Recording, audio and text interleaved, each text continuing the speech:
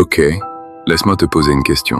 Est-ce que tu réalises que dans les 10 dernières secondes, tu as déjà commencé à me faire confiance, sans raison objective, sans me connaître?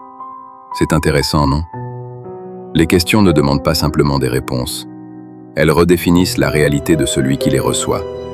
Elles placent l'autre dans un état mental spécifique. Et elles lui font croire que c'est lui qui pense, alors que c'est toi qui dirige.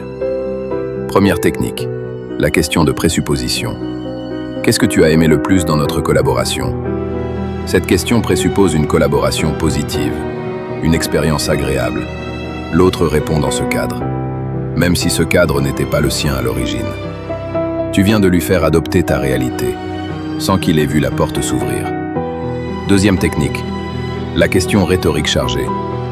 Tu ne penses quand même pas que c'est une bonne idée? La réponse est déjà dans la question. Et le cerveau de l'autre résiste rarement au jugement implicite.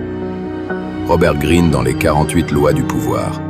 La loi 33 découvre le talon d'Achille de chacun.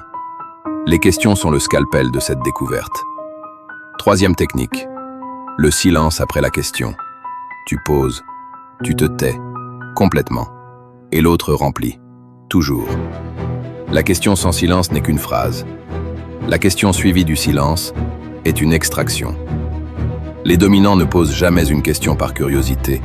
Ils posent des questions pour construire, pour orienter, pour savoir.